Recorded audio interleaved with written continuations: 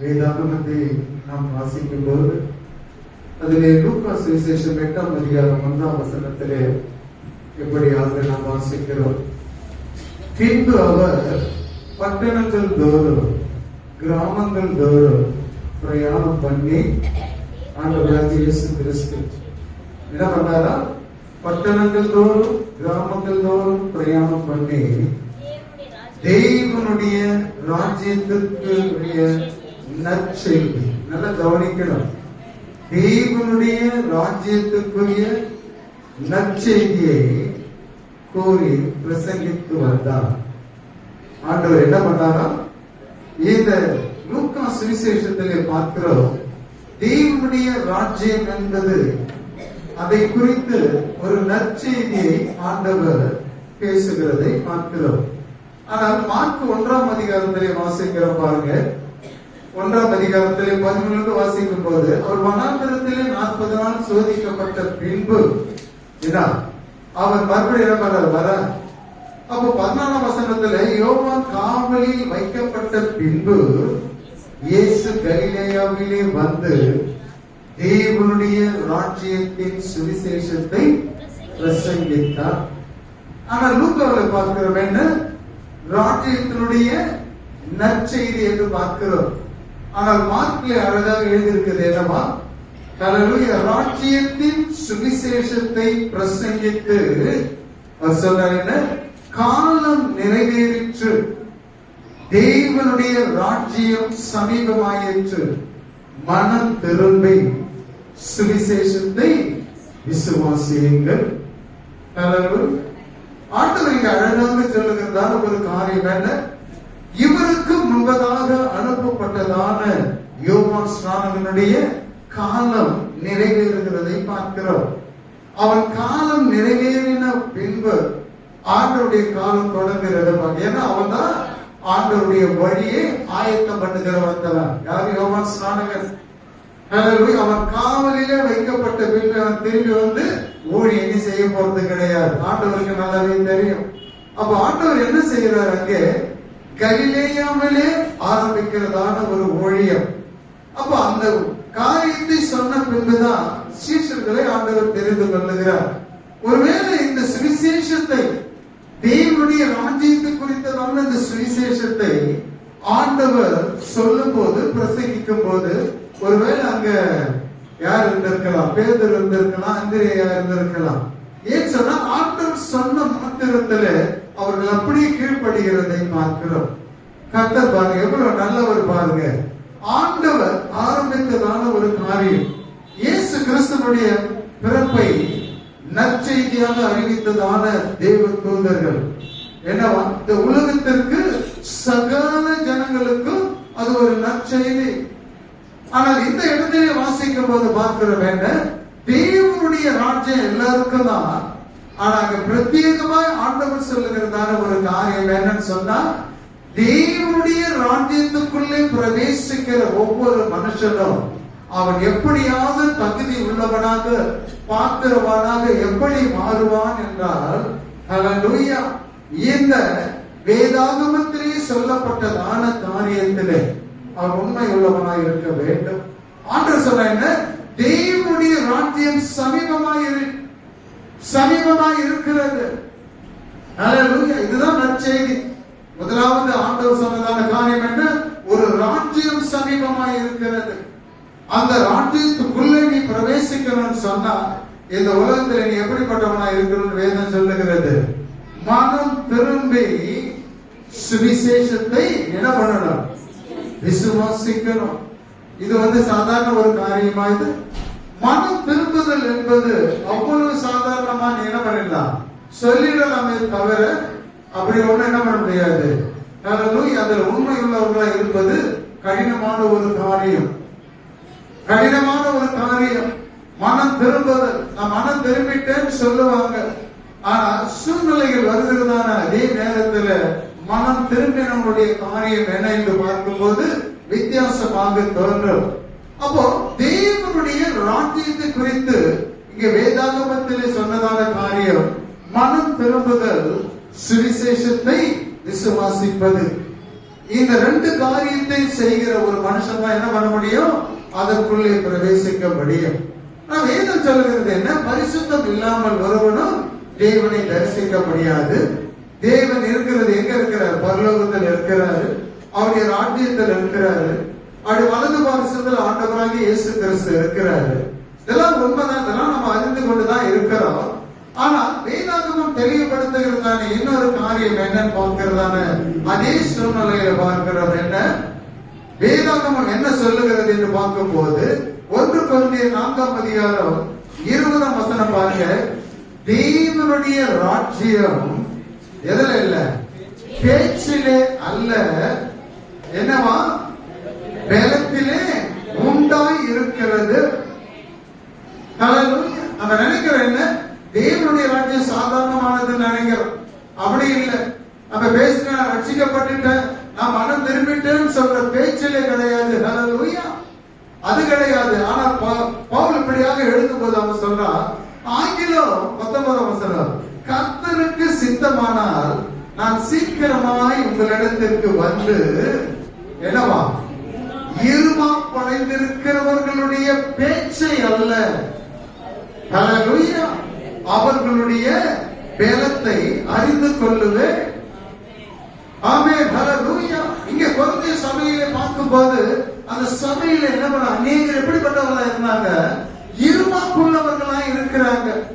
அப்ப அந்த இருமாப்புள்ளவர்கள் என்று சொல்லும் போது என்னன்னு சொன்னா, பாவத்தை செய்கிறவர்கள் அந்த பாவத்தை குறித்து உணர்வடையாதபடி, மனம் திரும்பாதபடி, மனம் திரும்பி சுவிசேஷத்தை ஏற்றுக்கொள்ளாதபடிக்கு அவர்கள் இருமாப்பா இருந்து பேசுகிறபடியினாலே நீ எந்த பலத்தில் நீ பேசுற என்பதை நான் அறிந்து கொள்வேன் என்பதை அவன் வெளிப்படுத்துகிறதை பார்க்கிறோம்.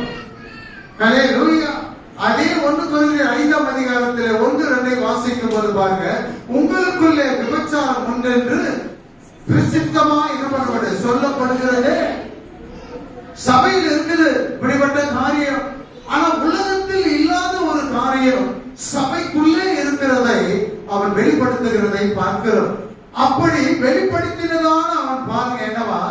இப்படிப்பட்ட காரியம் செய்தவனை, ஹல்லேலூயா, வேதாகமம் தெளிவாய் சொல்லுகிறது என்ன? விபச்சாரம் உண்டென்று பிரசித்தமாய் சொல்லப்படுகிறது. ஒருவன் தன் தகப்பனுடைய மனைவியை வைத்துக் கொண்டிருக்கிறானே, அது ஐஞ்ஞானிக்குள்ளே சொல்லப்படாத விபச்சாரமாக இருக்கிறது.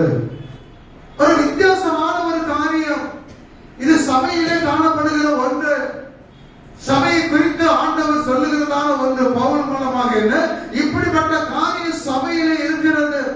ஆனா சபை என்ன பண்ணிட்டு இருக்குது? ஹல்லேலூயா. வேதம் தெளிவா சொல்லுகிறது, இப்படிப்பட்ட காரியத்தை செய்தவனை நீங்கள் உங்களை விட்டு நீக்காமலோ என்னவா துக்கப்படாமலோ எப்படி இருக்கிறீங்களா? இருமாப்பா இருக்கிறீர்கள் என்று வேதாகமம் வெளிப்படுத்துகிறதை பார்க்கிறோம்.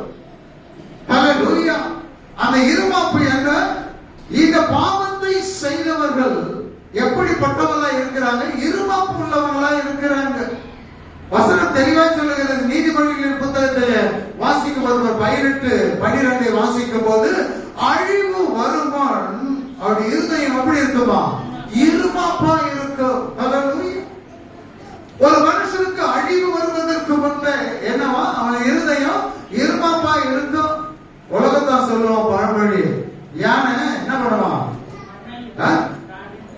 யானை என்ன செய்யும்? சத்தமா சொல்லுங்க. ஏன் அது மாதிரி போட்டுக்கலாம்? அதுக்கு மதம் பிடிக்க போகுதுன்னு தெரியும், அதுக்கு ஒரு வித்தியாசமான சூழ்நிலை ஏற்பட போகுதுன்னு தெரியும். அதனால இந்த யானை என்ன பண்ணுவான்? தனக்கு தானே என்ன பண்ண மனவாரி அதுவே போட்டுக்கோ. இதெல்லாம் பழமொழிதான், இல்லைன்னு சொல்லல. ஆனா அது உண்மையாய் நடக்கிறதான ஒரு காரியம். இங்கே பார்க்கிறோம் என்ன? சபைக்குள்ளே நடக்கிறதான ஒரு காரியம். இந்த இருமாப்பான ஒரு காரியம் தேவனுடைய ராஜ்யத்துக்குள்ள கொண்டு போய் சேர்க்க முடியாது. இந்த இருமாப்பான காரியத்தை நீ அறிந்து நீ அதை உணராது இருப்பாயானால் தேவனுடைய ராஜ்யத்துக்குள்ளே பிரவேசிக்க முடியாது. ஆனால் வேதம் சொல்லுகிறது, தேவனுடைய ராஜ்யம் பேசுகிறதிலே அல்ல, அது எப்படி இருக்குதா? பலத்திலே இருக்கிறது என்று வேதாகமம் வெளிப்படுத்துகிறதை பார்க்கிறோம். அப்ப என்ன அந்த பலன் எப்படியாவது ஒரு மனுஷனால பெற்றுக்கொள்ள முடியும் பார்க்கிறோம். ஆண்டவர் சொன்னார், மனம் திரும்பி தேவனுடைய சுவிசேஷத்தை நீங்கள் விசுவாசிக்க வேண்டும். அப்ப நான் விசுவாசின்னு சொன்னா, விசுவாசிக்கிறேன்னு சொன்னா சாதாரணமா கிடையாது. அந்த விசுவாசம் உனக்குள்ளே இருக்கணும்னு சொன்னா உனக்குள்ளே பிரத்யேகமாக தேவ பலன் உனக்குள்ளே காணப்பட வேண்டும். அதுதான் உண்மை. ஹல்லேலூயா. நம்முடைய அழைப்பு எப்படிப்பட்டது என்று பார்க்கும் போது அந்த அழைப்பை குறித்து எப்பொழுதும் நம்முடைய நினைவு இருந்து கொண்டேதான் இருக்க வேண்டும். நம்முடைய அழைப்பு என்ன வித்தியாசமானது. அந்த அழைப்புல எந்த விதமான மாற்றமும் கிடையாது. அந்த அழைப்பு எப்பொழுதும் மாறப்போவதும் கிடையாது. அப்ப அந்த அழைப்பு என்ன? ஒரு இந்த உலகத்திலே காணப்படுகிறதான ஆசீர்வாதத்துக்காக தேவன் நம்மை அழைக்கல. ஆனா அதுக்கு மாறாக வேதம் சொல்லுகிறது என்னன்னு சொன்னா, நம்முடைய அழைப்பு 1 தெசலோனிக்கேயர் 2ஆம் அதிகாரம் 11-12 வாசிக்கும் போது பாருங்க, எழுதுங்க, டக்குன்னு வாசிங்க. ஹல்லேலூயா. 1 தெசலோனிக்கேயர் 2ஆம் அதிகாரம் 11-12. இல்ல இல்ல பாருங்க, என்னவா? மேலும் தம்முடைய ராஜ்யத்திற்கும் மகிமைக்கும் உங்களை அழைத்த தேவனுக்கு நீங்கள் பாத்திரராய் நடக்க வேண்டும் என்று பவுல் எழுதுகிறார். தகப்பன் தன் பிள்ளைகளுக்கு புத்தி சொல்லுகிறது போல ஒவ்வொருவனுக்கும் புத்தியையோ தேர்தலோ எச்சரிப்பும் போதும். சொன்னதை நீங்கள் அறிந்திருக்கிறீர்கள் என்று அவன் முடிக்கிறதை பார்க்கிறோம். என்னவா? நம்மை அழைத்த தேவன் எதற்காக அழைத்திருக்கிறாரா? 2 காரியங்கள். அந்த 2 காரியத்தில் ஒன்று என்ன? தேவனுடைய ராஜ்யம், இன்னொன்று மகிமை. ஹல்லேலூயா. இந்த மகிமைக்குள்ளே நீ பிரவேசித்தாதான் தேவனுடைய ராஜ்யத்துக்குள்ள பிரவேசிக்க முடியும். அப்ப மகிமைக்குள்ளே யாரெல்லாம் பிரவேசிப்பாங்க? இப்ப ஆண்டவராகிய இயேசு கிறிஸ்து மகிமையிலே வெளிப்பட போகிறார். அதற்காக தான் சபை என்ன பண்ணிட்டு இருக்கு? காத்து கொண்டு இருக்கிறது. அவர் முதலாவது நமக்கு செய்யக்கூடிய காரியம் என்ன? மகிமைக்குள்ளே நாம் பிரவேசிக்க வேண்டும். அந்த மகிமைக்குள்ளே பிரவேசிக்கிறவர்கள் அடுத்தது எங்க போவாங்க? தேவனுடைய ராஜ்யத்துக்குள்ளே ஆளுகைக்குள்ளாக அவர்கள் கடந்து போவார்கள். இதுதான் உண்மை. அப்போ இந்த மகிமைக்குள்ளே பிரவேசிக்க ஒரு மனுஷன் பாத்திரவானாய் நடக்க வேண்டும் என்பதற்கு தான் ஆண்டவராகிய இயேசு கிறிஸ்து தேவனுடைய ராஜ்யம் சமீபமாய் இருக்கிறது, மனம் திரும்புங்கள், சுவிசேஷத்தை விசுவாசியுங்கள். அழகாக அவர் சொல்லுகிறார் என்ன? நீ பாத்திரவானாக நீ மாற வேண்டும் என்றால் 2 காரியங்களை செய்ய வேண்டும். ஒன்று, நீ செய்ததான பாவங்களில் இருந்து மனம் திரும்ப வேண்டும். மனம் திரும்பி தேவனாலே சொல்லப்படுகிறதான வார்த்தைகளை நம்பி நீ விசுவாசிக்க வேண்டும். அப்படி நான் விசுவாசிக்கிறேன் சொன்னா, ஹல்லேலூயா, சாதாரணமா சொல்லல, நான் விசுவாசி அப்படின்னு நீ என்ன பண்ணலாம்? சொல்லலாம். ஆனால் விசுவாசி நீ சொல்லலாமே தவிர விசுவாசம் எப்படி இருக்குது என்பதை சற்று நீங்க கொஞ்சம் யோசித்து பார்க்கணும். அதே 1 கொரிந்தியர் 2ஆம் அதிகாரத்துல ஹல்லேலூயா 43ஆம் வசனம் வாசிங்க.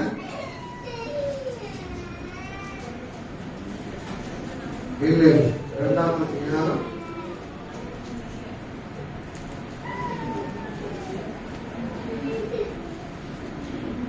ஹல்லேலூயா. ஆகையால் நீங்கள் தேவ வசனத்தை எங்களாலே கேள்விப்பட்டு ஏற்றுக்கொண்ட போது மனுஷர் வசனமாய் ஏற்றுக்கொள்ளாமல், அது மனுஷருடைய வசனமாய் ஏற்றுக்கொள்ளாமல் தேவ வசனமாய் ஏற்றுக்கொண்டதினாலே இடைவிடாமல் தேவனுக்கு ஸ்தோத்திரம். நாங்கள் இடைவிடாமல் நாங்கள் தேவனுக்கு என்ன பண்றோம்? ஸ்தோத்திரம் செலுத்துகிறோம் என்று இப்படியாக எழுதியிருக்கிறதை பார்க்கிறோம். ஆனால் வேதம் என்ன சொல்லுகிறது என்று பார்க்கும்போது இருமாப்பு, ஹல்லேலூயா, இதை குறித்து தான் பவுல் அதிகமாக எழுதுகிறதை பார்க்கிறோம். இந்த இருமாப்பு எப்படியா இருக்கிறது என்று பார்க்கும்போது, எதை பேசும் என்று பார்க்கும்போது, யூதா நிருபத்தில் எழுதப்பட்டிருக்கிறதான காரியம் என்ன? 15ஆம் வசனம் 16ஆம் வசனத்திலே பார்க்கும்போது அது என்ன பண்ணுமா, இப்படிப்பட்டதான காரியங்களை உன் வாய் என்ன பண்ணுமா, இருமாப்பானவைகளை பேசும் என்று வேதாகமத்திலே நாம் பார்க்கிறோம். எப்படியா, இருமாப்பானவைகளை. அப்ப இருமாப்பானவைகள் என்று சொல்லுகிறதான அந்த காரியம் என்ன, அதை வாசிங்க. அதுக்கு முந்தின வசனம் பாருங்க, பாவிகளால் பேசப்படும் விரோதமாய் அவபக்தி பாவிகள் பேசின கடின வார்த்தைகளை, தேவனுக்கு விரோதமாய் அவபக்தியாய் பாவிகள் பேசின வார்த்தைகள் அவர்களை கண்டிப்பதற்கோ ஆயிரம் ஆயிரமான தமது பரிசுத்தவர்களோடு கூட கர்த்தர் வருகிறார் என்று முன்னறிவித்தார். இவர்கள் முறுமுறுக்கிறவர்களோ யாரா பாருங்க, இவங்க எப்படிப்பட்டவர்கள், சபையில் இருக்கிறவர்களை குறித்து தான் வேதம் சொல்லுகிறது. இவர்கள் எப்படிப்பட்டவர்கள், முறுமுறுக்கிறவர்களோ முறையிடுகிறவர்களோ தங்கள் இச்சைகளின்படி நடக்கிறவர்களோ இவருடைய வாய் இருமாப்பானவைகளை பேசும். இவருடைய வாய் எப்படிப்பட்டதை பேசுமா, இருமாப்பானவைகளை பேசும். பொழிவுக்காக முகஸ்துதி செய்வார்கள். பாருங்க, நம்முடைய வாய் எப்படிப்பட்டதை பேசுமா, இருமாப்பானவைகளை பேசும் என்கிறதை காரியத்தை பார்க்கிறோம். அப்ப பாருங்க, என்ன வேதம் தெளிவாய் சொல்லுகிறது, விசுவாசம். ஆண்டவர் சொன்னார் விசுவாசிக்க வேண்டும், சுவிசேஷத்தை விசுவாசிக்க வேண்டும். 1 கொரிந்தியர் 2:4 வசனத்தில் பார்க்கிறோம், உங்கள் விசுவாசம் எதில் இருக்குதா, மனுஷனுடைய ஞானத்தினால் அல்ல, தேவனுடைய பலத்தினாலே இருக்கிறது என்பதை பவுல் எழுதுகிறதை பார்க்கிறோம். ஏனவா, பேச்சிலே கிடையாது தேவனுடைய ராஜ்யம். அதை அடைவதற்கு பேசுகிறதுனாலே கிடையாது, கிரியையினாலே தான் அதை என்ன பண்ண முடியும், அடைய முடியும். இரண்டாவது காரியம் ஆண்டவர் சொன்னது என்ன, சுவிசேஷத்தை விசுவாசிக்க வேண்டும். அப்படி விசுவாசிக்கணும்னு சொன்னா உங்களுடைய விசுவாசம் தேவனுடைய வார்த்தையினாலே தவிர மனுஷனுடைய ஞானத்தினாலே வருகிறது கிடையாது. அதுதான் இங்க அழகா நம்ம எழுதுறோம், உங்கள் விசுவாசம் மனுஷனுடைய ஞானத்தினால் வருகிறது கிடையாது. ஹல்லேலூயா. நம்பப்படுகிறவருடைய உறுதி, காணப்படாதவர்களின் நிச்சயம், அதுதான் விசுவாசம். நம்ம பார்க்கிறோம், இத ஒரு மனுஷன் மூலமாக, மனுஷன் ஞானத்தினாலே கொடுக்கிற காரியம் கிடையாது. அதற்கு மாறாக தேவனாலே கொடுக்கிற சுவிசேஷத்தின் மூலமாக, நம்புகிறதின் மூலமாக வருகிறது தான் விசுவாசம். அதுதான் சொல்றேன், இந்த விசுவாசம் உனக்குள்ள எப்படி வரும் சொன்னா தேவனுடைய பலத்தினாலே வருகிறது என்பதை இங்கே வேதாகமம் வெளிப்படுத்துகிறது. ஒரு பேச்சில கிடையாது, விசுவாசமானது நம்புகிறபடியினாலே, சுவிசேஷத்தை நம்புகிறபடியினாலே, மனம் திரும்பி ஏற்றுக்கொள்ளுகிறபடியினாலே தான் இந்த காரியத்தை நடப்பிக்க முடியும். மூன்றாவது காரியத்தை குறித்து பார்க்கும்போது அதே 1 கொரிந்தியர் 1:18 வசனம் பாருங்க, சிலுவையை பற்றியதான உபதேசம் கெட்டு போகிறவர்களுக்கு அது பைத்தியமாய் இருக்கிறது, இருமாப்பாய் உள்ளவர்களுக்கு அது பைத்தியமாய் இருக்கும், இருமாப்பான காரியங்களை செய்து முறையிடுகிறவர்களுக்கு அது பைத்தியமாய் இருக்கும். ரட்சிக்கப்படுகிறதான தேவனுடைய பிள்ளைகளுக்கு எது எப்படி சொன்ன வேதம் சொல்லுகிறது, அது நமக்கு தேவ பலனாய் இருக்கிறது. ஆண்டவர் சொன்னார் என்ன, ஒரு பலன் அவசியம். அந்த பலன் இல்லைன்னா நீ விசுவாசத்திலே உறுதியா நிற்க முடியாது. அந்த பலன் இல்லைன்னா சுவிசேஷம் சொல்லுகிறபடி உன்னால நடக்க முடியாது. அந்த பலன் இல்லை என்றால் தேவனுக்கு பிரியமானவனா நீ இருக்கவே முடியாது. ஹல்லேலூயா. ஆனால் அந்த பலன் எப்படி எப்போது வந்தது என்பதை குறித்து வேதாகமம் சொல்லுகிறது.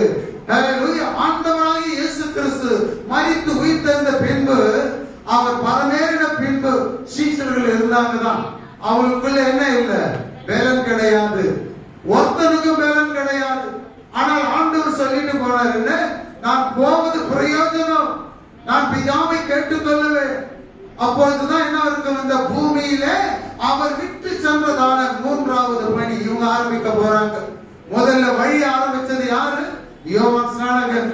இரண்டாவது மறுபடியும் சுவிசேஷம், ராஜ்யத்தினுடைய சுவிசேஷம் நற்செய்தியை அறிவித்தவர் யார், ஆண்டவராகிய இயேசு கிறிஸ்து. அவரும் போயிட்டார்.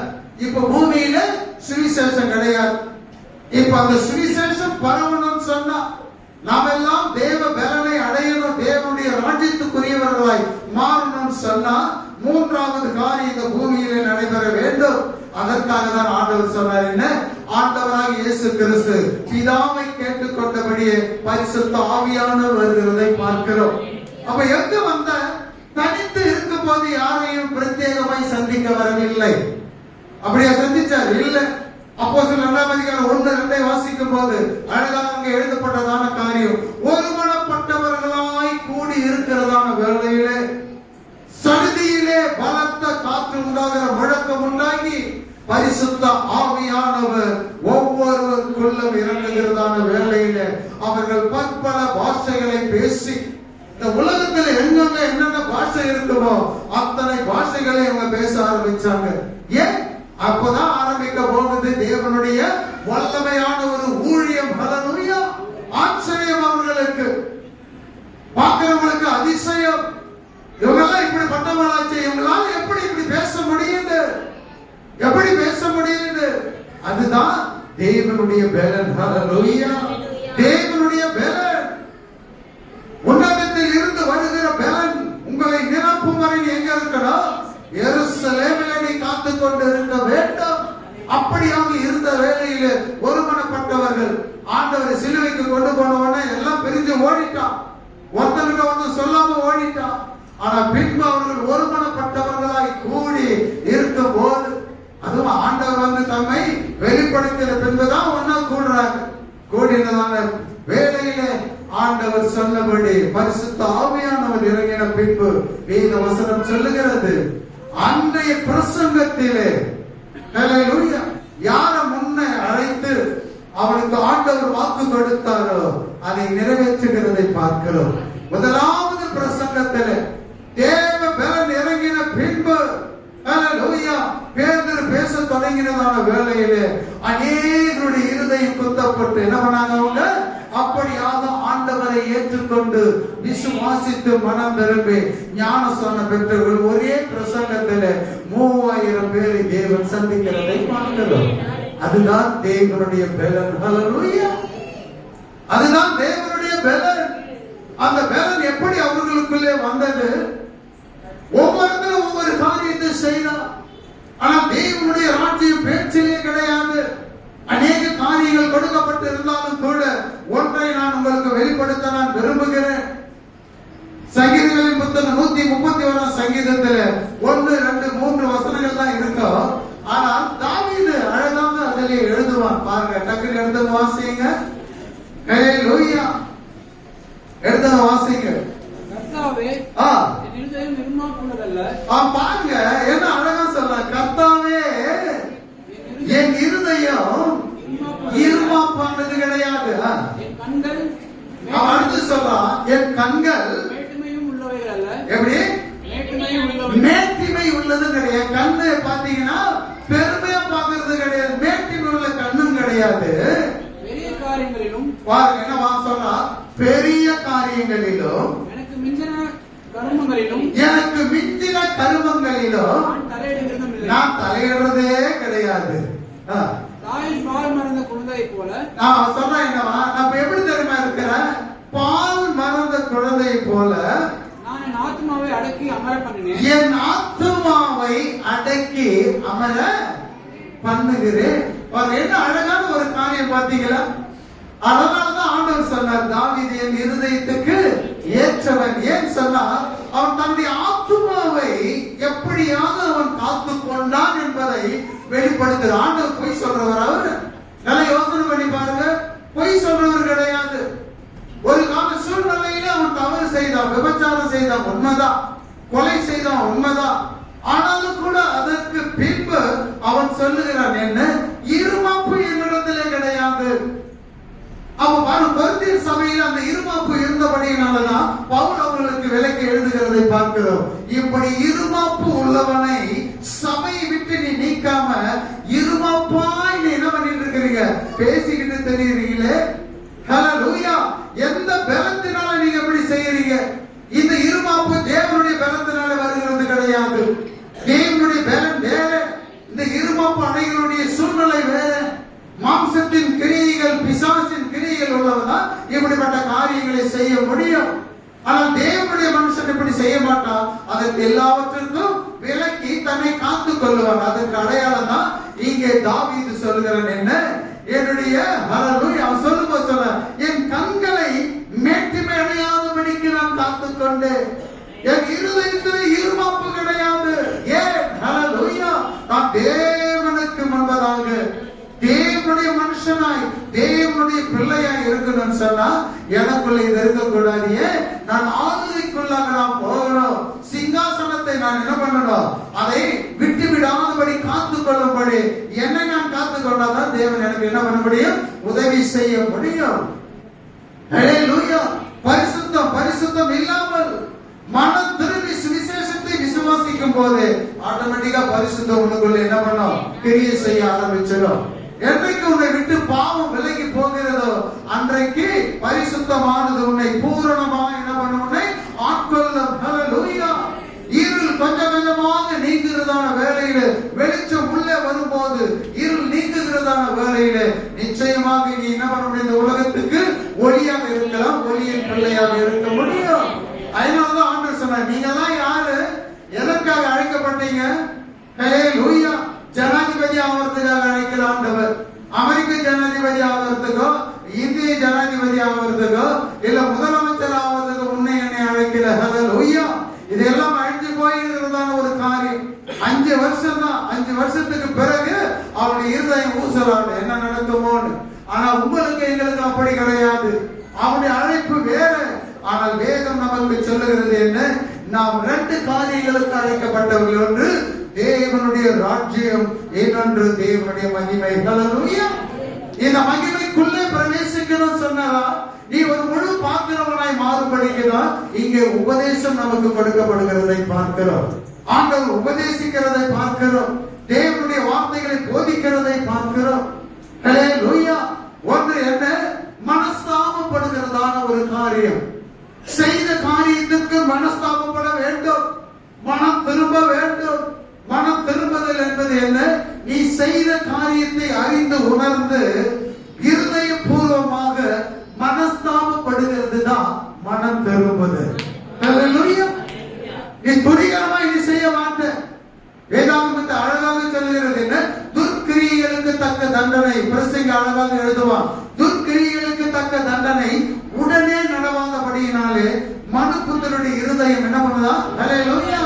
பாவம் செய்ய தீமை செய்ய துணிகரம் கொண்டு இருக்கிறது. உடனே உடனே நல்லா பயப்படுவான்.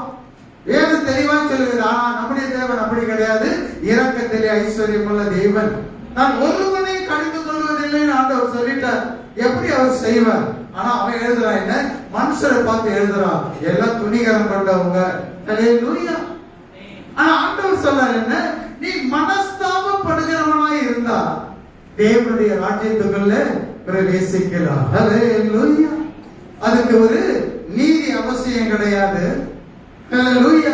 பரிசுத்தம் அவசியம் கிடையாது. ஆண்டவர் அழகாக அங்கே சொல்லுகிறதான ஒரு காரியம் பாருங்க. மத்திய சுவிசேஷம் 21ஆம் அதிகாரத்துல 28ஆம் வசனம். ஆயினும் உங்களுக்கு எப்படி தோன்றுகிறது? ஒரு மனுஷனுக்கு 2 குமாரர் இருந்தார்கள். மூத்தவனிடத்திலே அவன் வந்து, மகனே, நீ போய் இன்றைக்கு என் திராட்சை தோட்டத்தில் வேலை செய் என்றான். அழகா நல்லா கவனிக்கணும். ஹல்லேலூயா. நல்லா கவனிக்கணும். ஒரு மனுஷனுக்கு 2 பிள்ளைகள் இருந்தாங்க. மூத்தவனை பார்த்து கூப்பிட்டு அவன் சொல்றான் என்ன? இன்னைக்கு நீ போயிட்டு என்ன பண்ண? என் தோட்டத்துல போய் நீ வேலை செய்ய அப்படின்னு சொல்ற. அதற்கு அவன் மாட்டேன். என்னால முடியாது, அதெல்லாம் போக முடியாது அப்படின்னு சொன்னா. ஆனா ஆங்கிலம் இந்த இடத்துல நல்லா கவனிக்கிறேன். என்ன ஆங்கிலம்? பின்பு அவன் என்ன பண்ணானா? மனஸ்தாபப்பட்டு போனான். மனஸ்தாபப்பட்டான் அவன் சொன்ன காரியத்துக்கு. இப்ப 2வது பையன் இருக்கிறான். அவனை கூப்பிடுறான். இறைவனிடத்தில் அவன் வந்து அப்படியே சொன்னான். அதுக்கு அவன் போகிறேன் ஐயா, நல்லா அழகா பேசுறான் பாருங்க என்று சொல்லியும் போகல. ஹல்லேலூயா. எங்களுக்கு கேஸ் சிலிண்டர் எடுத்துட்டு வருகிறான். அவன் பாத்தீங்கன்னா அப்படியே என்ன பண்ணுவான்? இப்படி இருக்கிறவன் இந்த டிகிரியில குறைஞ்சிடும். அவ்வளோ பணிவு. பணத்துக்கு காசுக்கு தான். அந்த பணிவு எதுக்கு? பணத்துக்கு. ஹல்லேலூயா. இங்க பார்க்கிறோம், தன்னுடைய தகப்பனை அவன் என்ன பண்றான்? ஹல்லேலூயா. நான் போறேன், ஆனா என்ன செஞ்சவன்? போகல. ஹல்லேலூயா. ஆனா ஆண்டவர் கேட்கிறார் ஒரு கேள்வி, என்ன? இவ்விருவரில் எவன் தகப்பனுடைய சித்தத்தின்படி செய்தவன் என்று கேட்டார். அதற்கு அவர்கள் சொன்னாங்க, மூத்தவன் தான் என்றார்கள். ஹல்லேலூயா. மூத்தவன் செய்தானா? ஆனா இங்க சொன்னாங்க மூத்தவன் தான் என்றார்கள். அப்போது இயேசு அவர்களை நோக்கி என்ன சொல்றாரு பாருங்க, ஆயக்காரரோ பாவிகளோ, ஆயக்காரரோ அடுத்தது என்னவா, வேசிகளோ உங்களுக்கு முன்னே தேவனுடைய ராஜ்யத்தில் பிரவேசிக்கிறார்கள் என்று மெய்யாகவே உங்களுக்கு சொல்லுகிறேன். நீதிமான் தானே உள்ள போகணும், பரிசுத்தவான்கள் தானே தேவனுடைய ராஜ்யத்துக்குள்ள பிரவேசிக்கணும். ஆனா ஆண்டவர் இங்க சொல்லுகிறார் என்ன? ஹல்லேலூயா. ஆயக்காரன், இங்க பார்க்கிற வேசித்தனம் பண்ணுகிறவர்கள், இருமாப்பா இருக்கிறவர்கள், இருமாப்போடு கூட வாழ்ந்து கொண்டு இருக்கிறவர்கள், உலகத்திலே அஞ்ஞானிகள் செய்யாத விபச்சாரம் செய்கிறவர்கள், ஆண்டவர் சொன்னார் மெய்யாகவே அவர்கள் பிரவேசிப்பார்கள் என்று ஆண்டவர் சொல்லல, பிரவேசிக்கிறார், போயிட்டு இருக்கிறாங்க. ஹல்லேலூயா. உங்களுக்கு முன்னே யார் போயிட்டு இருக்கிறாங்க? பரிசுத்தவான்கள் போயிட்டு இருக்காங்க. நீங்க நினைக்காதீங்க, பாவிகள் என்ன பண்ணிட்டு இருக்கிறாங்க? தேவனுடைய ராஜ்யத்துக்குள்ளே பிரவேசிக்கிறாங்க. ஏன் தெரியுமா? ஆண்டவர் முன்னாலே சொல்லிட்டாருன்னு, சுவிசேஷத்தை விசுவாசிக்கணும், மனம் திரும்ப வேண்டும். ஆனா அடுத்த வசனம் பாருங்க, ஏனென்றால் யோவான் நீதிமார்க்கமாய் உங்களிடத்தில் வந்திருந்தோ நீங்கள் அவனை விசுவாசிக்கவில்லை. யோவான் சொன்னவன் வந்தான், ஹல்லேலூயா. அவன் நீதியாக பேசினான், மன திருப்புதலை குறித்து பேசினான். அவனுடைய வாழ்க்கை வித்தியாசம், எல்லாமே முற்றிலும் வித்தியாசமான ஒரு வாழ்க்கை வாழ்ந்து தேவனுடைய வழியை ஆயத்தப்படுத்தும்படி, செவ்வாய் பண்ணும்படி அவன் வந்தவன். அவன் பேசினா, அவனுடைய வார்த்தைகளை உங்களால் என்ன பண்ண முடியல? விசுவாசிக்க முடியல, நம்பல. நீங்க எனக்கு முன்பதாக வந்ததான, எனக்கு முன்ன வந்ததான யோவான் ஸ்நானனுடைய வார்த்தைகளை நீங்க என்ன பண்ணல? நம்பல, விசுவாசிக்கல. ஆனா பாருங்க என்னவா, யார் விசுவாசித்தாங்களா? ஆயக்காரரோ வேசிகளுமோ அவனை விசுவாசித்தார்கள். என்ன அருமையான ஒரு காரியம். அவனுடைய வார்த்தைகளை ஒரு மனுஷன் வந்து சொல்றான், அவருடைய வார்த்தைகளை என்ன பண்றாங்க? விசுவாசித்தவங்க யாருன்னு சொன்னா, ஆயக்காரரும் வேசிகளும் என்ன பண்ணாங்களா? பாவிகளும் விசுவாசித்தார்கள். ஹல்லேலூயா. அதை நீங்கள் கண்டு, அவங்க செய்ததான காரியத்தை நீங்க பார்த்திருக்கிறீங்க. அதை கண்டு நீங்கள் என்ன பண்ணல? அவனை விசுவாசிக்கும்படியாக பின்பாகிலும் மனஸ்தாபப்படவில்லையே என்றார். என்ன அழகாக எழுதியிருக்கு பாருங்க. அவனை விசுவாசித்தார்கள், அதை நீங்கள் கண்டு அவனை என்ன பண்ணல? விசுவாசிக்கும்படியாக பின்பாகிலும் மனஸ்தாபப்படவில்லை என்கிறார். அப்ப இதுல என்ன அர்த்தம் அப்படின்னு சொன்னா, ஹல்லேலூயா, இந்த மனுஷனை குறித்து வேதம் சொல்லுகிறது. முதலாவது மகன், மூத்த மகனை குறித்து அழகா சொல்லுது. அவன் போக மாட்டேன்னு தான் சொன்னான். ஆனா தான் சொன்னதான வார்த்தையின் நிமித்தம் அவன் என்ன பண்ணான்? ஹல்லேலூயா, மனஸ்தாபப்பட்டான். ஏன் மனஸ்தாபப்பட்டான்? ஐயோ, என்னுடைய தகப்பனுக்கு நானு கீழ்ப்படியாம நான் என்ன பண்ணிட்டேன்? எதிர்த்து நான் பேசிட்டேனே. ஹல்லேலூயா. எதிர்த்து பேசினதான வார்த்தை, கீழ்ப்படியாமல் போனதான காரியங்கள், இவை ரெண்டுக்கும் அவன் என்ன பண்ணான்? மனஸ்தாபப்பட்டான். ஆனா இன்னொருத்த என்ன பண்ணல? அவனுக்கு மனசாட்சியே இல்லை, அவன் வேஷம் போடுகிறவனாய் இருந்தான். அதனால வேதம் சொல்லுகிறது என்ன? மனஸ்தாபப்படுகிறவர்கள், தன் காரியத்தின் நிமித்தம் மனஸ்தாபப்பட்டு வருத்தப்படுகிறவர்கள், மனம் திரும்புகிறவர்கள் தான் என்ன பண்ண முடியும்? முதலாவது தேவனுடைய ராஜ்யத்துக்குள்ளே பிரவேசிக்க முடியும். அதை விட்டுட்டு ஆண்டவரை பார்த்து, ஆண்டவரை நான் அதை செய்தேன், நான் இதை செய்தேன், இவ்வளவு ஊழியத்தை செய்தேன், இப்படி செய்த, அப்படி செய்த, ஆண்டவர் சொல்றார் நான் உங்களை அறியேன். ஹல்லேலூயா. ஒரே வார்த்தையில முடிச்சிடுவார். அப்ப இன்னைக்கு ஒரு வித்தியாசமாக ஆண்டவர் பேசுகிறதான ஒரு காரியம் என்ன? இன்றைக்கு என்னுடனே கூட நீ பரதேசியில் இருப்பாய் என்று சிலுவையிலே தொங்கினான கல்லனை பார்த்து ஆண்டவர் பேசுகிறதை பார்க்கிறோம். ஏன் ஆண்டவர் அவனுக்கு அப்படிப்பட்டதான ஹல்லேலூயா காரியத்தை செய்யணும்?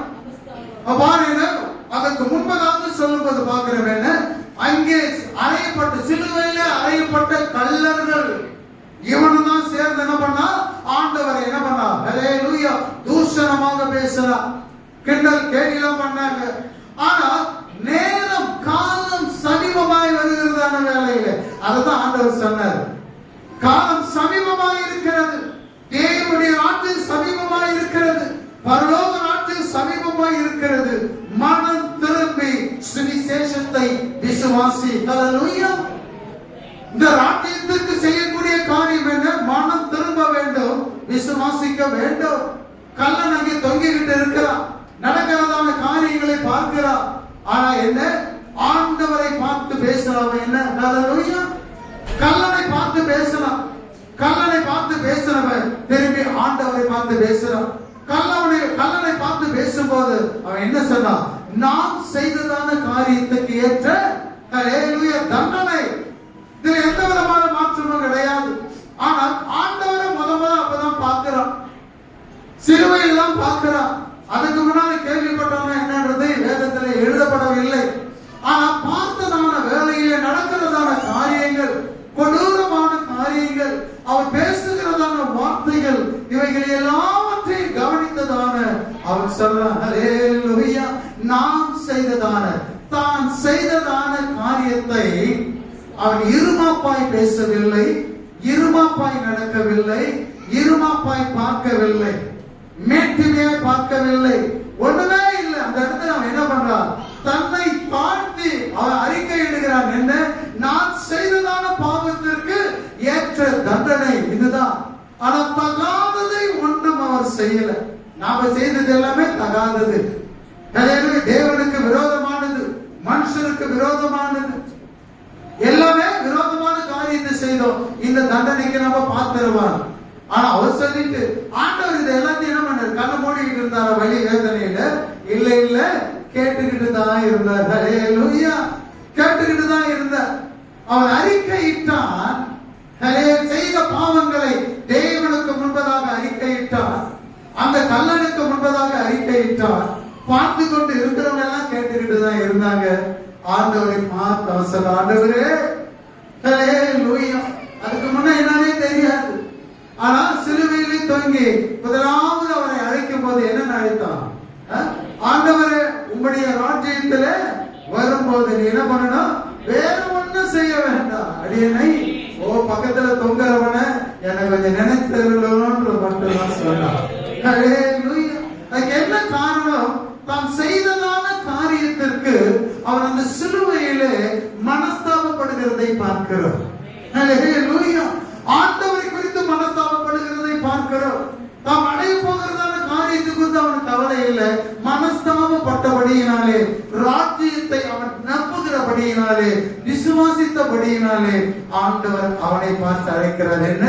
இன்றைக்கு ஏன் நான் வரும்போது நீ சொல்ற, நான் வரும்போது உன்னை கூப்பிடணும் இல்ல, இன்றைக்கு நீ என்னுடனே கூட எங்க இருக்க போற?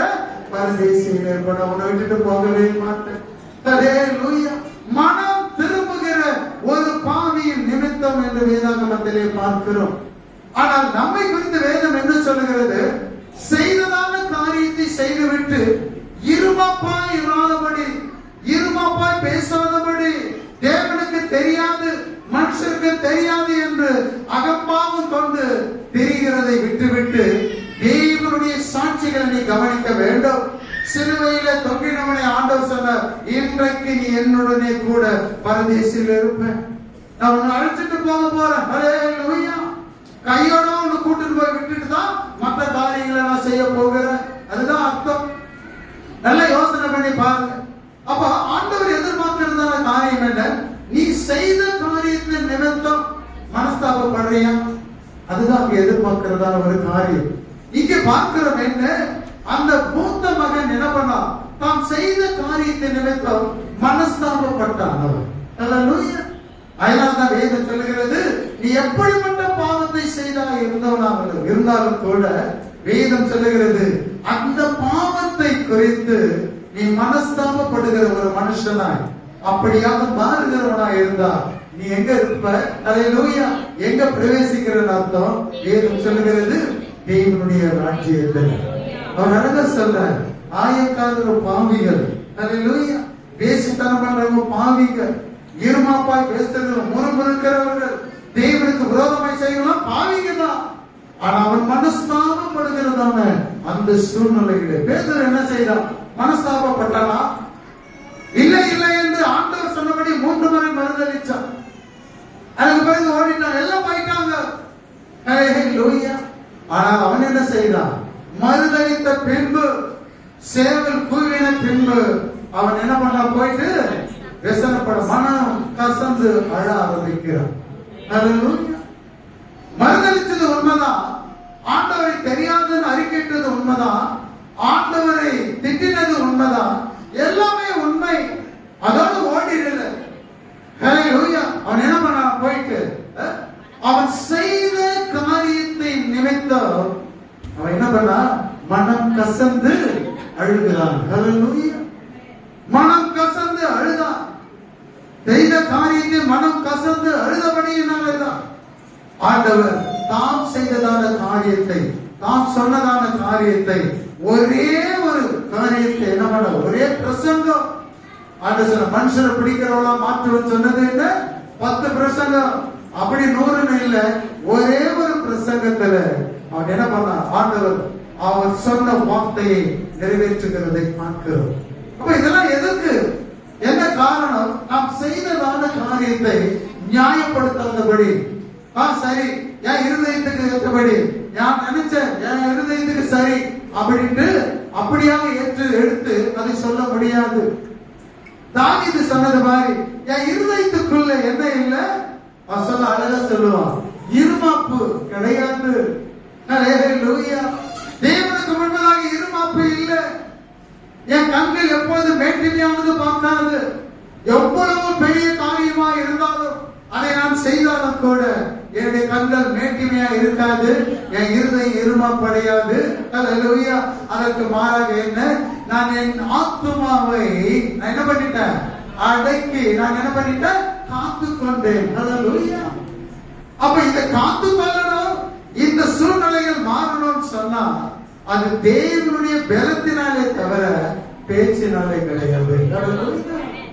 நான் விசுவாசி விசுவாசி சொல்லிக்கிறதுல அர்த்தமே கிடையாது. செயலில் அது என்ன பண்ணணும்? அது காண்பிக்கப்பட வேண்டும். அதுதான் வேதம் தெளிவாய் சொல்லுகிறது. மனம் கசந்து அவன் அழுகிறதை பார்க்கிறோம். மனம் கசந்து அழுதா ஒருவன் அறிக்கையிட்டு மனம் கசந்து ஆண்டவருடைய ராஜ்யத்தை குறித்து அவன் பேசுகிறதை பார்க்கிறோம். அது திருடெல்லாம் என்ன பண்ணான்? ஹல்லேலூயா. இன்னைக்கு அவனுக்கெல்லாம் எந்த வெளிப்பாடுமே கிடையாது. ஆனால் இன்றைக்கு நமக்கு ஒவ்வொரு வாரமும் தேவன் தம்முடைய சித்தத்தை அவருடைய வெளிப்பாடுகள் மூலமாக வெளிப்படுத்துகிறதை பார்க்கிறோம். ஏன் இதெல்லாம்? இந்த காரியம்லாம் எதுக்கு? ஆண்டவர்களை ஆசீர்வதிப்பா, நீ அதை செய் இதை செய்ய சொல்லிட்டு போறது பெரிய காரியம் கிடையாது. நம்மை அழைத்ததான அழைப்புக்கு நாம் பாத்திரமாய் நடக்கும்படி பவுல் எழுதுகிறார். தகப்பன் தன் பிள்ளைகளுக்கு சொல்லுகிறது போல எல்லா காரியங்களும் என்ன பண்ண? ஆறுதல் தேறுதல் மட்டும் கிடையாது, எச்சரிப்பு நான் என்ன பண்ண உங்களுக்கு சொல்லிக் கொண்டு வருகிறேன். அதுதான் ஆறுதலும் உண்டு, உன்னை தேற்றுவதும் உண்டு, ஆசீர்வாதமும் உண்டு. இதை காட்டிலும் பெரிய ஒன்று என்ன? எச்சரிப்பு. ஹல்லேலூயா. நீ மனம் திரும்ப வேண்டும். நீ செய்த காரியத்தில் நிமித்தம் மனம் திரும்பி ஆண்டவராலே சொல்லப்படுகிறதான எழுதப்பட்டதான இந்த வார்த்தைகளை நீ சுவிசேஷத்தை நீ விசுவாசிக்காமல் போனால் எப்படிப்பட்டவனா இருப்ப? உன் வாய் எப்படிப்பட்டதா இருக்கும்? வசனத்தை பேசாது, அதற்கு மாறாக யூதாவிலே சொல்லப்பட்ட வண்ணமாய் முறுமுறுக்கிறதான காரியம், தேவனுக்கு விரோதமான காரியம், கெட்ட காரியங்களை தான் உன் வாய் என்ன பண்ணும்? பேசும் என்று வேதாகமத்திலே எழுதி இருக்கிறது. உன் வாய் அது பேசுறதுக்காக ஆண்டவர் வாயை படைக்கல. ஹல்லேலூயா. எப்பொழுதும் அவன் தாவீது சொல்லுவான், எப்பொழுதும் எக்காலத்திலும் எல்லா சூழ்நிலையிலும் அவனுடைய துதி எங்க இருக்கும்? என் வாயிலே இருக்கும். நான் எப்பவுமே துதிக்கிறவனா இருப்பேன். எப்பொழுதும் தேவனை மகிமைப்படுத்துகிறவனாய் இருப்பேன். இருமாப்பு கொண்டவனாக இருக்க மாட்டேன். தேவனுக்கு ஏற்ற கிரியைகளிலே நான் எப்படிப்பட்ட உண்மை உள்ளவனாய் இருப்பேன். என் இருதயத்தை காத்துக் கொள்ளுவேன். என் ஆத்துமாவை நான் காத்துக் கொள்ளுவேன். என் கண்களை நான் காத்துக் கொள்ளுவேன். காரணம் என்ன? ஹல்லேலூயா. 131 சங்கீதம் 3ஆம் வசனம் சொல்லுகிறது, இஸ்ரவேலே நீ கர்த்தரின் இனமென்று நம்பிக்கொண்டு இருக்கணும். ஹல்லேலூயா. இந்த காரியங்கள் இருக்கணும். அதோடு கூட வேற ஒன்று என்ன? 3வது வசனம், நீ நம்பிக்கை, அந்த நம்பிக்கையில் என்ன இருக்கக்கூடாது? குறைவு இருக்கக்கூடாது. வித்தியாசங்கள் வரும் நம்முடைய வாழ்க்கையில. ஆனா உன் நம்பிக்கை என்ன பண்ணிடக்கூடாது? குறைஞ்சு போயிடக்கூடாது. உன் விசுவாசம் குறைந்து போயிடக்கூடாது. அதற்காக தான் ஆண்டவர் இப்படிப்பட்டதான காரியத்தை எடுத்து சொல்ற. ஒருவேளை நான் பாவியாச்சு, ஒருவேளை நான் இப்படிப்பட்ட காரியங்களை செய்து கொண்டு இருக்கிறேன், நான் தேவனுடைய ராஜ்யத்துக்குள்ள பிரவேசிக்க முடியுமா? நிச்சயமாகவே முடியும். ஹல்லேலூயா. ஆண்டவருக்கு முன்பதாக எத்தனை பெரிய கொடிய பாவம் செய்திருந்தாலும் கூட அந்த பாவத்தின் நிமித்தம் மனஸ்தாபப்படுகிற எல்லாருக்கும் தேவனுடைய ராஜ்யம் உண்டு. எத்தனை பேர் ஆமென் சொல்லுவீங்க? ஹல்லேலூயா. உன்னுடைய பாவம் உன்னை என்ன பண்ணாது? நரகத்துக்கு கொண்டு போகாது. நீ மனம் திரும்புவாயானால் உனக்கென்று ஏற்படுத்தி வைத்திருக்கிறதான அந்த மகிமைக்குள்ளே உன்னை பிரவேசிக்க வேண்டும். தேவனுடைய ராஜ்யத்துக்குரியதான நற்செய்தி என்று சொல்லப்பட்டதான அந்த ராஜ்யத்துக்குரியதான எல்லா காரியங்களையும் சுதந்திரித்துக் கொள்ளும்படி உன்னை அப்படியாகவே வழி நடத்தும். அதனால்தான் ஆண்டவர் சொன்னார், நீ தேவனுடைய ராஜ்யத்தையும் நீதியும் தேடு, பின்பு இவைகள் எல்லாம் உனக்கு என்ன பண்ணப்படும்? கூட கொடுக்கப்படும். ஹல்லேலூயா. அதுதான் தேவனாலே நமக்கு கொடுக்கிறதான நற்செய்தி. நீ அவருடைய ராஜ்யத்தை மட்டும் தேடு. உன்னுடைய அழைப்பு என்ன? அதை மட்டும் நீ பார்க்கணும். உன் அழைப்பு தான் நீ பார்க்கணும். நீ சுற்றி நிற்க கூடாது. ஆண்டவர் பேதுரு வா என்று அழைக்கிறதான வேலையிலே அவன் ஆசை, அவன் விருப்பத்தின்படி தண்ணீருக்கு மேலே நடந்தான். ஹல்லேலூயா. ஆண்டவரை பார்க்காமல், அவருடைய அழைப்பை பார்க்காமல், அவருடைய வார்த்தைக்கு கீழ்ப்படியாமல் பாதியிலே திரும்புகிற எல்லாமே எப்படிதான் ஆழ்ந்து அழிந்து போவார்கள். அதற்காக தான் வேதம் தெளிவா சொல்லுகிறது. மத்தேயு 21:41 43ஆம் வசனம் பாருங்க. இந்த ஒரு வசனத்தை மட்டும் வாசிப்போம். ஆகையால் தேவனுடைய ராஜ்யம் உங்களிடத்திலிருந்து நீக்கப்பட்டு அதற்கேற்ற கனிகளை தருகிற யாருக்கு கொடுக்கப்படுமா? விசுவாசிகளுக்கு. இல்ல இல்ல. ஹல்லேலூயா. உன்னிடத்திலிருந்து நீக்கப்பட்டு எப்போ அந்த இருமாப்பு இருக்கிறதோ, இருதயத்திலே உனக்கு இருமாப்பு இருந்தா, இங்க சொல்லப்பட்டதான காரியங்கள் எல்லாமே உனக்குள்ளே இருக்குமே ஆனால், மாம்சத்தின் கிரியைகள் இருக்குமே ஆனால், ஆவியின் கனி இல்லை என்று சொல்லுகிறதான வேளையிலே வேதம் தெளிவாய் சொல்லுகிறது என்ன? தேவனுடைய ராஜ்யம் உங்களிடத்திலிருந்து நீக்கப்பட்டு, ஹல்லேலூயா, அதற்கு ஏற்ற கனிகளை கொடுக்கிறவனுக்கு இந்த ராஜ்யம் என்ன பண்ணப்படுமா? கொடுக்கப்படும். ஹல்லேலூயா. அப்ப ஆண்டவர் பார்க்கிறோம் என்ன? பேச்சிலே கிடையாது. தேவனுடைய ராஜ்யம் செயலிலே இருக்கிறது, கிரியையிலே இருக்கிறது, மனஸ்தாபப்படுகிறதிலே இருக்கிறது. தேவனுடைய ராஜ்யம் கனி கொடுக்கிற அனுபவத்துக்குள்ளே இருக்கிறது என்பதை வேதாகம் வெளிப்படுத்துகிறதை பார்க்கிறோம். எத்தனை காரியம் பார்த்தீங்களா? பரிசுத்தம் இல்லாமல் போக முடியாது, உண்மைதான். ஆனால் எல்லாவற்றிற்கும் பவுண்டேஷன் எது? அடிப்படையான காரணம் எதுன்னு சொன்னா, ஆண்டவராகிய இயேசு கிறிஸ்து சொன்னது, காலம் சமீபமாய் இருக்கிறது. என்ன செய்யணும்? தேவனுடைய ராஜ்யம் சமீபமாய் வந்துடுச்சு. ஆனா இன்னும் நீங்க என்ன பண்ணிட்டு இருக்கீங்க?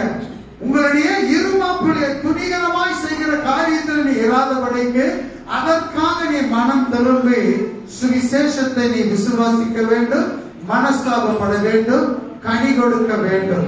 இப்படிப்பட்ட காரியங்களை செய்கிறவன் எப்படிப்பட்ட பாவம் செய்தவனா இருந்தாலும் கூட நீ எதற்குள்ளே பிரவேசிக்கிற? ஆண்டவர் சொல்ல அவங்களோடு கூட நீங்க சொல்றதெல்லாம் கரெக்ட் தான். ஆனா மனஸ்தாபப்படுகிறதான தேவன். ஹல்லேலூயா. யோனா இப்படியா பேசுவோம் சொன்ன அவர் யார்? தீங்குக்கு மனஸ்தாபப்படுகிற தேவன். நினைவே பட்டணத்துக்கு தீங்கு செய்யணும்னு நினைச்சிட்டார், அழிக்கணும்னு நினைச்சிட்டார். ஆனா அந்த ஜனங்களுடைய மனம் திரும்புதல், ஜனங்களுடைய உபவாசம் எல்லாவற்றையும் பார்த்துதான ஆண்டவர் சொல்லிட்டோமே நம்ம வார்த்தையை நிறைவேற்றணும் நினைச்சார். ஹல்லேலூயா. வசனம் சொல்லுகிறது, ஒரு முறை ஆண்டவர்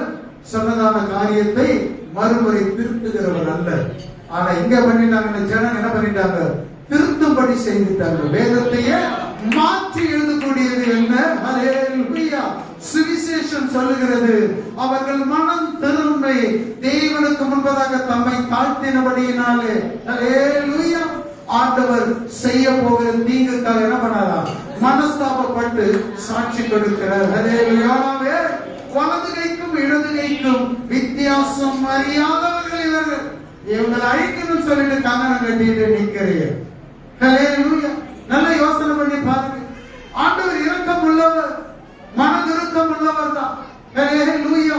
தீங்குக்கு மனஸ்தாபப்படுவர். நாம் செய்ய நினைத்ததான காரியத்தை குறித்து அவருக்கு என்னது ஒரு வித்தியாசமா சொல்லணும்னு சொன்னா அசிங்கமாகி போச்சு.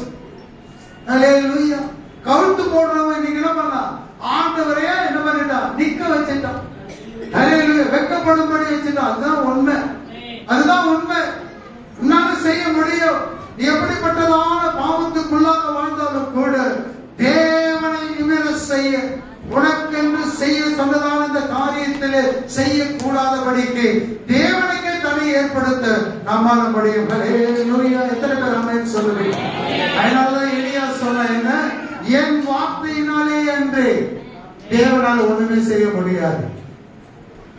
ஆகாபே, நீங்க எல்லாம் சேர்ந்து மழை வரணும்னு சொல்லணும். ஆண்டவர் ஆமான்னு சொல்லிட்டோம். ஆனா நான் இல்லைன்னு சொன்னா இல்லதான். ஹல்லேலூயா. நான் என்ன சொல்லுகிறேனோ தேவனுடைய ராஜ்யம் எனக்கு கீழ்ப்படியும். ஹல்லேலூயா. நான் நல்லவனா கெட்டவனா இல்லை. ஆனா நான் வந்து தெரியும் என்ன, நான் யாருக்கு முன்னால நிக்கிறேன், மகிமைக்கு முன்பதாகவும் தேவனுடைய ராஜ்யத்துக்கு முன்பாக நிக்கிறபடியினாலே இப்ப அந்த ராஜ்யமே என்னுடைய கரத்துக்குள்ளே வந்திருக்கிறது. அதுதான் அர்த்தம். தேவனுடைய ராஜ்யம் சமீபமா வந்திருக்குது. அப்ப அந்த தேவனுடைய ராஜ்யத்தினுடைய நற்செய்தி என்ன, அங்கே இருந்து வருகிறதான நன்மைகள், சுகம், பெலன், ஜீவன், பிசாசுகள் நடுங்குது, ஓடுவது எல்லாமே அந்த ராஜ்யத்துக்குள்ளே இருக்கிறதான காரியம். அதனால்தான் சொன்னேன், தேவனுடைய ராஜ்யம் வல்லமை உள்ளதுதான். ஆனா அதை காட்டிலும் வல்லமை என்னுடைய வார்த்தைக்கு இந்த பூமியிலே உண்டு. ஆண்டவர் ஆச்சரியப்படுகிற வண்ணமாய் நினிவே பட்டணத்தார் தங்களை தாழ்த்தி உபவாசம் பண்ணினதான வேளையிலே அவருக்கு ஒரு வருத்தம். ஹல்லேலூயா. முன்ன இருந்தவர் தானே, ஏன் இதை சொல்லணும்? நல்ல யோசனை பண்ணி பாருங்க. ஆண்டவர் சொன்னார், அவரே சாட்சி கொடுக்கிறதை பார்க்கிறோம். அதுதான் ஏன் தீங்குக்கு நீ செய்த காரியத்துக்கு மனஸ்தாபப்படுவதையானால் தேவனால ஒண்ணுமே என்ன பண்ண முடியாது, செய்ய முடியாது. ஹல்லேலூயா. உனக்கு கொடுக்கிறதான ராஜ்யத்தை இருந்து வேற ஒருத்தனுக்கு கொடுக்க முடியாது. உன்னுடைய கனி வீணா போவது கிடையாது. கனி அற்றவனா இந்த உலகத்தில் நீ வாழ முடியாது. காரணம் என்ன? உபதேசம். ஹல்லேலூயா. சிலுவையின் உபதேசம். அந்த உபதேசம் என்ன பண்ணும்? முதலாவது ஒருத்தனை பரலோகத்துக்கு கூட்டு போகிறதை பார்க்கிறோம். சிலுவையின் உபதேசம் என்ன? ஒரு ராஜ்யம் வரப்போகிறது என்பதை உணரக்கூடிய வகையில அவனுக்குள்ளே கிரியை செய்கிறதை பார்க்கிறோம். அப்ப தேவனுடைய வார்த்தையை ஒவ்வொன்றையும் அவன் கிரகித்து அவன் நம்பினபடியினாலே முடிவிலே அவன் சொன்னான், உம்முடைய ராஜ்யம். ஹல்லேலூயா. எந்த ராஜ்யத்தை நீ ஆரம்பித்தீர் ஆண்டவரே? கலிலேயாவிலே முதலாவது பிரசங்கம் ஆரம்பித்ததை ஆண்டவர் முடிக்கிறதான வேளையிலே, சிலுவையிலே முடிய போகிறதான வேளையிலே அவன் மீண்டும் அதை நினைவு கூறுகிறதை பார்க்கிறோம். சீஷர்களுக்கு அந்த நினைவு கிடையாது. ஒருத்தனுக்கு அந்த நினைவே கிடையாது. திருடனானவன் அவன் மனம் கசந்து தேவனுடைய வார்த்தையை ஏற்றுக்கொண்டு, ஹல்லேலூயா, இதனுடைய நிமித்தம், இந்த காரியத்தை நிமித்தம் தேவனுடைய ராஜ்யத்தை அவருக்கு நினைப்பூட்டுகிறதை பார்க்கிறோம். ஆண்டவரிடத்திலே சொல்றார் என்ன, ஆண்டவரே உம்முடைய ராஜ்யத்திலே வரும்போது என்ன செய்யலாம்? ஹல்லேலூயா. அப்ப பாருங்க, இவர் ராஜ்யம் இருக்குது, அங்க வரப்போகிறார். எல்லாத்தையும் அறிஞ்சிட்டு அவன் சொல்றான், என்னை நினைத்தாவே போதும், நீ மனஸ்தாபப்பட்டாவே போதும். ஹல்லேலூயா. செய்ததான காரியத்தை மனஸ்தாபப்பட்டு ஆண்டவருடைய விசேஷத்தை நம்புகிறதான வேளையிலே நம்முடைய பாவம் நமக்கு தடை கிடையாது. அதை எல்லாவற்றையும் மீறி ஆண்டவர் சொன்னார், ஆயக்காரரும் வேசிகளும் எங்க போறாங்க? எங்க போயிட்டு இருக்காங்க? நீ நினைக்கிறவங்க பாவின்னு சொல்லிட்டு, ஆனா மனஸ்தாபப்பட்டு தேவனுடைய வார்த்தை யார் மூலம் வருதுன்றது கிடையாது. நீ மனுஷனை பார்க்காத, தேவனுடைய வார்த்தை மட்டும் தான் பார்க்கணும். அதுதான் அங்க பாக்குறேன்னு அவன் யோவான் ஸ்நானனுடைய வார்த்தையை நீ பார்க்காத, அவனை ஆளை பார்க்காத, அவனை நீ விசுவாசிக்க வேண்டாம். அவனு சொல்லிட்டான், நான் அந்த ஒளி அல்ல, அந்த ஒளியை குறித்து சாட்சி கொடுக்கபடி வந்திருக்கிறேன். நீ என்ன நீ நம்பாத, நான் சொல்றதுதான் நீ நம்பணும். அதுதான் ஆண்டவர் சொன்னார். அவன் என்ன பண்ணா, இப்படிப்பட்ட காரியத்தை சொன்னா, ஆனா நீங்க அவன் சொன்னதை விசுவாசிக்கவில்லை. அதை பார்த்தீங்களே, நீங்களாவது நீங்க என்ன பண்ணிருக்கணும், பிரயாசப்பட்டு விசுவாசித்து இருக்கணும். அதை நீங்க செய்யல. ஆனா செய்தவங்க யாரு? ஆயக்காரரும் தேசிகளும் பாவிகளும் என்ன பண்ணாங்க, அவரை விசுவாசித்தாங்க. இப்ப அவரை எங்க போயிட்டு இருக்காங்க, எங்க இருக்கிறாங்க? மெய்யாகவே சத்தியமா சொல்றேன், அவங்க எல்லாம் தேவனுடைய ராஜ்யத்துக்குள்ளே பிரவேசித்து இருக்கிறாங்க. நீ என்ன பண்ணணும்? மனம் திரும்ப வேண்டும், மனஸ்தாபப்பட வேண்டும், தேவனுடைய சுவிசேஷத்தை நம்ப வேண்டும். அப்படி நம்புவாயானால் ஒரு போதும் எந்த விதமான தடையும் அதுக்குள்ளே பிரவேசிக்க தடை வராது. ரெண்டு காரியம், ஒன்று மகிமை, இன்னொன்று ராஜ்யம். ஒன்று மகிமை, ஒன்று ராஜ்யம். மகிமைக்குள்ளே பிரவேசிக்க வேண்டும், அந்த ராஜ்யத்திலே ஆளுகை செய்ய வேண்டும். இந்த மகிமையை பெற்றாதான் அந்த ராஜ்யத்துக்குள்ளே போயிட்டு ஆளுகை செய்ய முடியும். அந்த ராஜ்யத்துக்குள்ளே ஆசாரியனா இருக்கணுமா, ராஜாக்களா இருக்கணுமா? ஹல்லேலூயா. நம்முடைய அழைப்பே அதுதான். நம்முடைய அழைப்பு என்ன? ராஜாக்களும் ஆசாரியரும். அவருக்கு முன்பதாக அவங்க சிங்காசனத்தில் உட்கார்ந்து இருப்பாங்க, பார்வோன் மாதிரி. அவ்வளவுதான். மற்ற காரியங்கள் எல்லாமே யோசேப்பு செய்தது போல எல்லாத்தையும் நாம தான் செய்ய போறோம். ஆண்டவராகிய இயேசு கிறிஸ்துவும் பிதாவாகிய தேவனும் சிங்காசனத்துல இருப்பாங்க. ஆனா நீங்களும் நான் என்ன பண்ணிட்டு இருப்போம்? ஒரு பக்கம் ஒரு குரூப் என்ன பண்ணிட்டு இருக்கோம், அவரை ஆராதிச்சுக்கிட்டு ஆசாரிய ஊழியம் செய்யும். இன்னொரு குரூப் என்ன பண்ணிட்டு இருக்கிறோம், சிங்காசனத்தில் உட்கார்ந்து ஆளுகை செய்து கொண்டிருக்கிறோம். ஆளுகைக்காக அழைக்கப்பட்டதான ஒரு மனுஷன், ஆசாரிய ஊழியத்துக்காக அழைக்கப்பட்ட ஒரு மனுஷன் அதற்கு பாத்திரமாய் மாறுபடுகிறார். இன்றைக்கு உங்களுக்கு இந்த சுவிசேஷத்தின் மூலமாக ஆலோசனையும் புத்தியும் எச்சரிப்பும் கொடுக்கப்படுகிறது. கண்களை மூடி தேவ சமூகத்தை நோக்கி பார்ப்போம்.